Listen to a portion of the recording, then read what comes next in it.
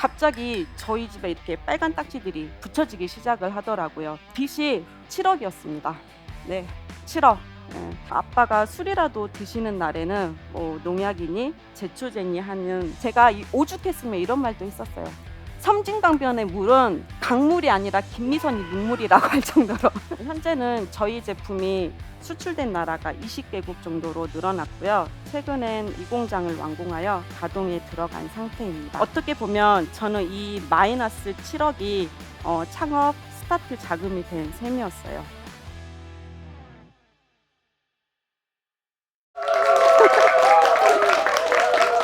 안녕하세요. 지리산 피아골에서 온 피아골 미선시 대표 김미선입니다. 저를 혹시라도 아시는 분들은요, 전국 최연소 여성의장 또는 피아골 처녀의장 같은 말들로 기억해주고 계시는데요. 저는 현재 피아골에서 된장, 고추장 같은 전통식품을 만들어서 해외에 수출하는 일을 하고 있고요. 여러분처럼 청년들과 함께 밭농사도 짓고 숙박, 식당, 체험 프로그램도 함께 병행하고 있는 회사를 운영하고 있습니다. 흔히 된장을 만든다 하면 되게 나이가 지긋하신 어르신들을 생각하시죠. 그쵸? 네. 근데 저희 업체는요, 모두 20, 30대 청년들로 구성된 발효 전문가 팀들이 장을 만들고 있습니다. 20대 아가씨들마저도 지게차를 모는 건 기본이고요. 오, 놀라셨네요. 네, 용접이나 그다음에 드릴, 그라인더 같은 웬만한 공구들도 능숙하게 이렇게 다루는 멀티 플레이어들로 구성되어 있습니다. 제가 어떻게 이 산골에서 청년들과 함께 회사를 꾸려 나가는지 지금부터 저의 이야기를 들려드리도록 하겠습니다. 네, 저희 부모님은요, 제가 꼬맹일 때부터 피아골 등산로에서 노점을 하시면서 산일 밭일을 하셨는데요. 저는 어릴 적부터 부모님과 함께 음식도 만들고 장 담그고 밭일하는 걸 자연스럽게 배우며 이렇게 자랐습니다. 근데요, 제가 초등학교 5, 6학년쯤이었는데요. 갑자기 저희 집에 이렇게 빨간 딱지들이 붙여지기 시작을 하더라고요. 그 후부터 제가 20살이 넘을 때까지 저희 집에는 수시로 경매가 들어왔다 풀렸다 하는 일들이 반복되기 시작을 했습니다. 갑자기 집안이 어려워졌던 이유는 어떻게 보면 좀 뻔한 레파토리라고 생각하실 수 있겠지만은 아빠가 빚보종을 서줬던 사람들의 연이은 배신으로 그렇게 되었는데요. 집이 넘어갈 위기 때마다 비싼 사채를 끌어다가 메꾸고 또 메꾸고 이러한 악순환이 계속 반복되면서 이자들이 눈덩이처럼 불어나기 시작을 했어요.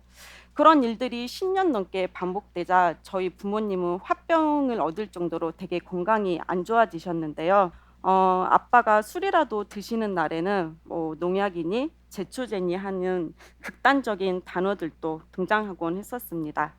전 전주에서 대학을 다니다가 2학년 겨울방학 때 피아골로 다시 돌아왔는데요. 이미 과로와 화병으로 저희 부모님은 건강이 많이 안 좋아지셨고요. 아직 초등학생, 고등학생인 두 동생들을 돌봐야 한다는 장녀로서의 책임감으로 저는 다시 피아골로 돌아왔습니다. 식당 장사만으로는 원금은 뭐커녕 이자도 갚을 수가 없는 상황이었어요. 그래서 제가 선택했던 거는 정말 절박한 마음으로 창업을 준비하게 됐습니다. 근데요, 저는 이제 그 전에 어려서부터 엄마에게 고로쇠 물로 장을 담그는 고로쇠 된장을 만드는 법을 배웠었는데요. 제가 이렇게 장을 만들어서 팔려면 식당이 아닌 곳에서 정식으로 회사를 세워야 한다고 하더라고요. 어디서부터 어떻게 시작을 해야 되는지 아예 모르겠더라고요. 그리고 어디 하나 물어볼 데가 없었어요. 지금이야 각 시도마다 설치된 농촌 융복합센터나 농월기술센터에 가면 창업부터 여러 가지 컨설팅을 교육들을 받으실 수 있는데요. 그때만 해도 그 당시만 해도 제가 창업을 할 때는 그러한 정책들이 없어가지고 혼자서 A부터 어떻게 보면 A부터 Z까지 제 스스로 해결을 해야 되는 그런 상황이었습니다. 이제 뭐 가슴을 이렇게 넘은 여자아이가 관공서에 찾아가지고 묻고 또 묻고 그리고 퇴짜 맞고 그리고 포기하지 않고 또 가서 묻고 또 묻고 퇴짜 맞고 했는데 어느 날 이제 관공서 가잖아요. 그러면 이 직원분들이 이렇게 딱 눈이 마주쳤는데 이렇게 네, 자연스럽게 이렇게 뭐 돌리시기도 하고요. 또 쟤 또 왔네. 네, 이런 말들도 들리기도 했습니다.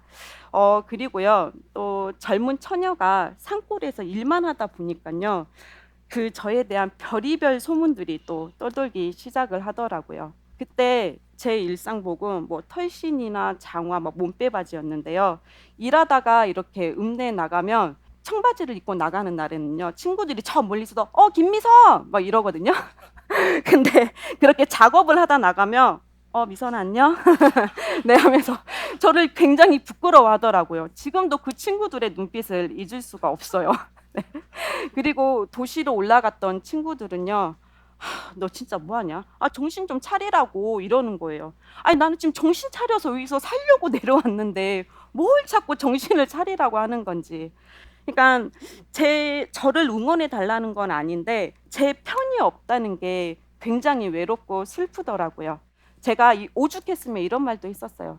섬진강변의 물은 강물이 아니라 김미선이 눈물이라고 할 정도로 네, 그래서 가족들 몰래 참 많이 울었었는데요. 되게 밝고 낙천적인 제가 무너지는 것 같아서 가족들 몰래 많이 울었던 그런 시절이 있었습니다.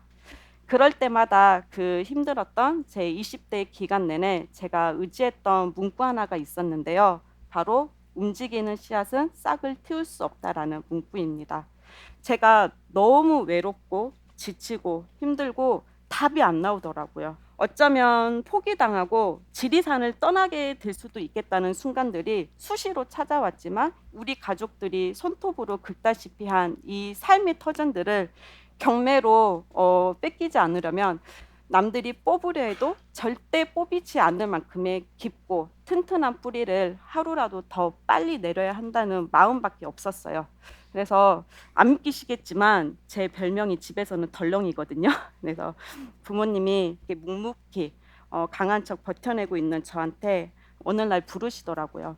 미선아, 그래 이제부터는 너가 한번 해봐라 하면서 제가 어떻게 보면 갓 24살 때 부모님과 함께 공동 가장이 됐습니다. 그때 제가 처음으로 부모님께 곡간 열쇠를 물려받자마자 제가 했던 게 흩어져 있는 이 집안의 빚을 한 곳으로 모으는 거였어요. 네, 그래서 이렇게 모아 봤더니 저희 집 빚이 얼마였을 것 같으세요?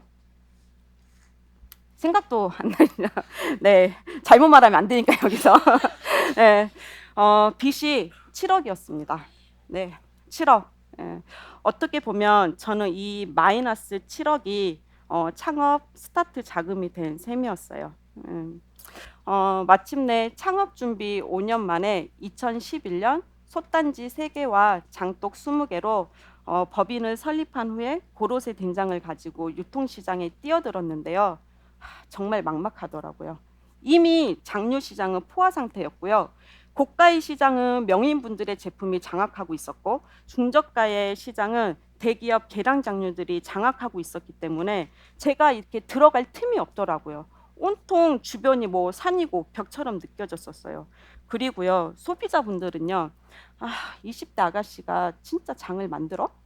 진짜 뭐 장은 나이가 드신 분이 만들어야 제맛이고 깊은 맛이 나는데 저 아가씨가 만들어봐야 얼마나 깊은 맛이 나겠어. 그러면서 뒤에서 하시는 말씀이 저기는 부모님이 만들고 제가 마케팅만 하고 있을 거야라는 편견과 의심의 눈으로 이렇게 바라보시더라고요. 그래도 포기하지 않고 계속 열심히 뛰어다녔었는데 이제 그 바이어분들, 그러니까 대표님들을 만나면 이런 말씀을 하세요. 미선 씨, 맛은 괜찮네. 근데 원재료를 조금 낮춰가지고 제품을 저가로 좀 맞춰보면 입점을 받아주겠다는 그런 제안들이 들어오더라고요. 근데 저희는 거기에 응하지 않고 저는 이왕이면 제대로 만들어서 제대로 팔겠다는 마음으로 그런 유통시장에 진입하지 않았습니다. 지금도 저는 가지고 있는 저만의 원칙이 최상급 원재료만 고집한다인데요. 그 고로쇠 된장을 가지고 전국으로 뛰어다니기 시작을 했습니다. 그럴 수밖에 없었던 게 제 제품을 많이 알려야지만이 사람들이 구매를 할 수 있으니까요. 그래서 냉장 탑차를 이렇게 사가지고요. 피아골 미선씨라는 로고, 네, 로고를 크게 붙여가지고 1년에 7만 킬로씩 네, 뛰어다녔습니다. 제 일을 돕고자 합류한 동생들한테 식당과 공장을 맡기고 전 수시로 뭐 장터, 공원, 박람회, 행사장 같은 곳을 돌아다녔는데요. 고로쇠 된장이 맛있다는 이제 소문이 차츰 나면서 매출이 조금씩 늘어나기 시작했지만 나이 어린 사람이 만든다는 이 편견은 여전했었습니다. 그래서 저는 상대적으로 편견이 덜할 거라는 생각에 국내보다는 이제 해외 시장에 도전해 보기로 결심했는데요.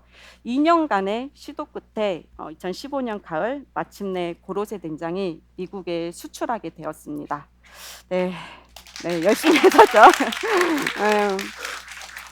처음에 매대의 맨 하단 구석에 이렇게 한 줄로 배치되었는데요. 한 달, 두 달 이렇게 시간이 지날수록 점점 하단 매대에 네, 중앙에 옮겨졌고 6개월쯤이 지나면서부터는 수출 품목이 전 제품으로 확대되고 소비자분들이 가장 픽하기 좋은 3단과 4단 메인 그 매대에 여러 줄로 이제 배치되기 시작을 하더라고요. 현재는 저희 제품이 수출된 나라가 20개국 정도로 늘어났고요. 최근엔 HMR, 밀키트 같은 간편식을 제조하는 이 공장을 완공하여 가동에 들어간 상태입니다. 국내 시장에 뭐 백화점, 농협, 하나로마트, 새벽배송, 학교급식 같은 곳에서 입점을 받아주기 시작을 해서 지금에 이르렀습니다. 서두에도 말씀드렸듯이 저에게는 또 하나의 삶이 있었는데요. 26살 때부터 지리산 산골 마을에 이장으로 6년간 임무를 수행했던 피아골을 알리는 알림이 역할을 했던 시간들입니다.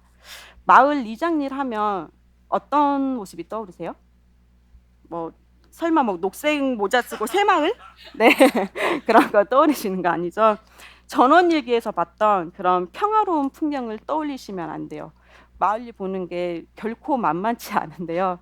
이장 업무를 시작할 때 제 스스로의 두 가지 원칙이 있었습니다. 마을 업무 처리는 투명하고 공평하게. 처음에 시행착오도 굉장히 많았는데요. 마을 주민 대부분이 이제 50에서 70대 어르신들이잖아요. 우리 어르신들을요 설득하는 게 진짜 만만치 않아요. 네, 그래서 주민들 간에 이해 충돌이 있는 경우에는 더더욱 완고해지시는데요. 어른들마다 이렇게 서로 코드가 다르니까는 어떤 분들은 뭐 논리적인 접근이 필요한 분도 계시고요. 어떤 분들은 뭐 감성적으로 네, 접근해야 되는 분도 계시고 아예 뭐 이도저도 안 통하는 분도 계시고요. 그런데 그러한 성향이시더라도 투명하고 공평하게 이 두 가지 원칙을 철저하게 지키면서 임하면 그나마 좀 설득이 수월해지더라고요. 그리고 주민들 간의 그 첨예한 갈등 상황에서도 서로 간의 양보를 얻어낼 수 있는 절충점을 찾아낼 수가 있었습니다. 머리도 빠릿빠릿하게 안 돌아가는 제가 별탈 없이 6년의 임기를 마칠 수 있었던 건 모두가 우리 고마우신 마을 주민분들의 협조와 배려, 양보 덕분이었는데요. 제가 이 이장 업무를 보면서 또 하나 했던 게 수시로 시간 나는 대로 외부 행사나 매스컴을 통해 이렇게 기회가 있을 때마다 잊혀진 피아고를 알리는 역할을 이렇게 나름 하기는 했었는데요. 참 감사하게도 피아골의 방문객들이 이렇게 점차 늘어나기 시작을 하더라고요. 근데 이 방문객만큼이나 늘어난 게 있었어요. 혹시 안 떠오르세요? 방문객만큼이나 늘어난 거. 바로 제 주량과 새치, 흰머리였습니다. 아니 근데 정말 희한한 게요. 커피 앞에서는 타협이 안 되거든요. 근데 막걸리와 카스 앞에서는 타협이 잘 되더라고요. 네, 그 권법을 좀 저는 주로 많이 썼습니다. 전 지금도 회사가 아무리 바쁘더라도 단풍 처리되면 한 해도 거르지 않고 피아골 초입에서 노점 장사를 하는데요. 그곳에서 여전히 파전을 뒤집고 도토리묵을 무치며 막걸리를 팔고 있습니다. 어릴 적 초심을 놓치지 않기 위해서인데요. 저희 직원들이 20, 30대 청년들인데 예전에 저보다 더 열심히 살고 있는 것 같아요. 월요일부터 금요일까지 일하는 것도 힘들 텐데 섬진강변에 차가 밀리는 휴일이면 차들 사이로 뛰어다니면서 뻥튀기를 팔면서 돈을 모으는 직원들도 있습니다. 참 되게 대견하죠. 그 모습을 보면서 아 정말 이 친구들은 이루고자 하는 꿈과 목표가 있구나라는 좀 생각을 하기도 했었습니다. 저와 가족들은 아침이면 이렇게 손마디가 부어가지고 점심 무렵에야 이제 손가락이 자유롭게 풀릴 만큼 여전히 바쁘게 지내고 있는데요. 다행히 사업은 조금씩 성장해 가고 있지만 전 지금도 뜻대로 되지 않는 일들 때문에 상처도 받고요. 속도 상하고 밀려드는 일들 때문에 스트레스도 받고 있습니다. 그래도 뭐 어쩌겠어요. 이왕에 기왕에 시작했으면 꽃도 피워보고 열매도 피워봐야 되지 않을까요? 네. 여러분 그 제가 아까 했던 문구 기억하시죠? 움직이는 씨앗은 싹을 틔울 수 없다. 네, 제가 요즘도 흔들릴 때마다 여전히 기대어 살고 있는 문구입니다. 모두들 아시겠지만 여기서 씨앗은 간절한 마음, 의지, 목표, 꿈 같은 것들인데요. 비슷한 뜻으로 요즘은 중꺾마라는 말을 많이들 사용하시더라고요. 제가 어렸을 때는 뽕을 뽑는다. 기왕에 시작했으면 뽕을 뽑을 때까지 한다. 이렇게 표현하기도 했었습니다. 여러분들이 품고 있는 씨앗은 무엇인가요? 우리들 저마다 사는 곳과 처한 상황은 다르지만 여러분들이 간절하게 품고 있는 그 씨앗들이 온전히 싹을 틔우고 꽃을 피우고 열매를 맺게 되시길 바랍니다. 조금 더 와닿는 말로 하자면 하시는 일들마다 확실하게 뽕을 뽑게 되시길 바라면서 제 이야기를 마치도록 하겠습니다. 감사합니다.